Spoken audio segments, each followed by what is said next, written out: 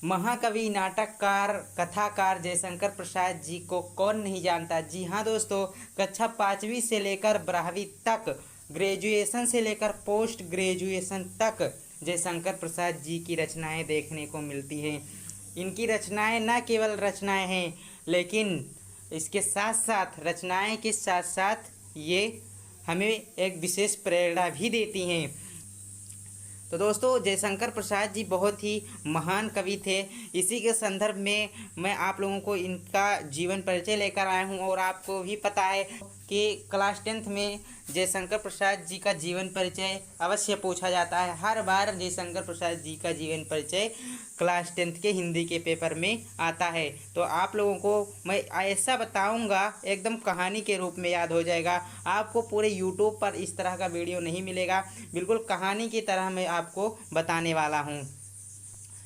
जयशंकर प्रसाद जी का जन्म 1889 ईस्वी को होता है। कहाँ पे? वाराणसी के प्रसिद्ध सुघनी साहू नामक परिवार में। इनके परिवार जौनपुर आकर बस गए थे। वहाँ पर इन्होंने तंबाकू का व्यापार करना प्रारंभ किया था। ठीक है, वहाँ पर जौनपुर में बसने के बाद इनकी पूरी फैमिली तंबाकू का व्यापार शुरू करना प्रारंभ कर देती है। ये तंबाकू के व्यापार के लिए बहुत ज़्यादा प्रसिद्ध थे। और दोस्तों, प्रसाद जी के पिता का नाम देवी प्रसाद था, ये आपको लिखना है। और जिस तरह से मैंने लिखा है ना, बिल्कुल इसी तरह से आपको बोर्ड एग्जाम में लिखना है जीवन परिचय। इनके पिता के यहाँ बहुत से कवि और विद्वान आते रहते थे, अतः साहित्यिक चर्चा का प्रभाव बालक प्रसाद पर पर्याप्त मात्रा में पड़ा। देखो, इनके घर पर बहुत सारे विद्वान आते थे, जिससे कि इनको लेखन और रचना में काफ़ी हेल्प मिला। साहित्यिक चर्चा पर भी इनका विशेष रूप से ध्यान गया। फलतः 9 वर्ष की आयु में कविता करना प्रारंभ कर दिया। मात्र 9 वर्ष की आयु में दोस्तों इन्होंने कविता लेखन करना प्रारंभ कर दिया था। बचपन में ही इनके माता पिता तथा दुर्भाग्य से 17 वर्ष की आयु में इनके बड़े भाई शंभू रत्न जी का देहांत हो गया था। बचपन में इन्होंने अपने माता पिता को त्याग दिया, और जब ये 17 वर्ष के हुए तो इनके बड़े भाई, जिनका नाम शंभू रत्न था, उनकी भी मृत्यु हो गई। इस कारण इनकी स्कूली शिक्षा अधिक ना हो सकी। क्वींस कॉलेज से 8वीं कक्षा तक की शिक्षा प्राप्त की। तत्पश्चात घर पर ही इन्होंने हिंदी, संस्कृत, फारसी, उर्दू और अंग्रेजी की शिक्षा प्राप्त की। क्वींस कॉलेज में इनका एडमिशन हुआ।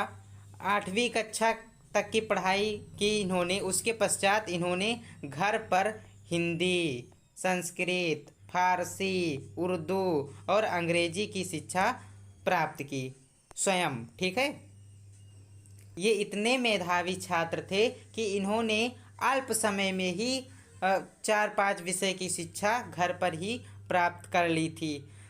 समय में माता पिता, बड़े भाई की मृत्यु के कारण परिवार का सारा बोझ इनके कंधों पर आ गया।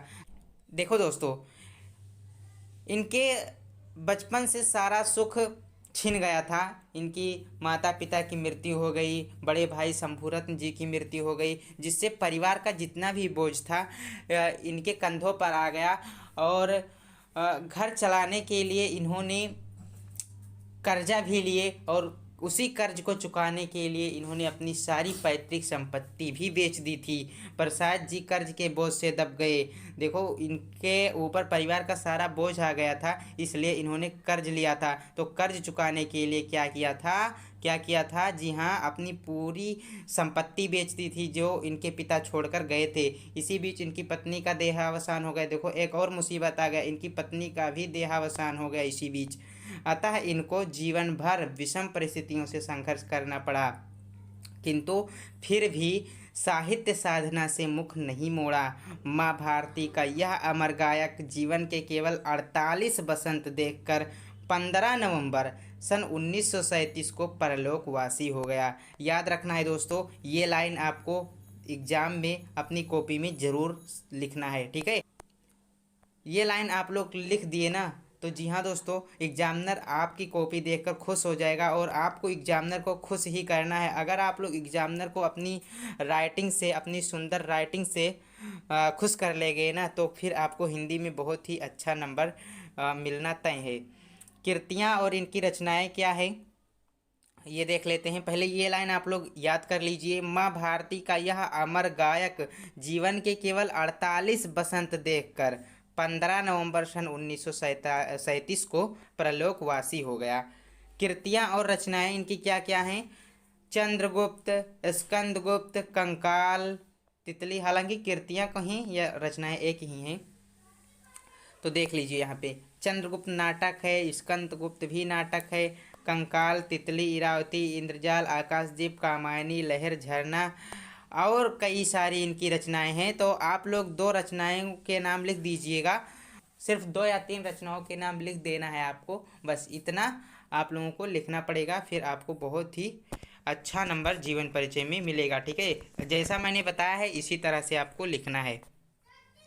चलिए दोस्तों, मिलते हैं नेक्स्ट वीडियो में। आशा करते हैं आपको ये वीडियो पसंद आया होगा और आपको जीवन परिचय भी याद हो गया होगा। कई सारे पॉइंट थे मैंने आपको बताए हैं जो आपको ज़रूर याद हुए होंगे। अगर याद हो गए हैं तो कमेंट में बताएं।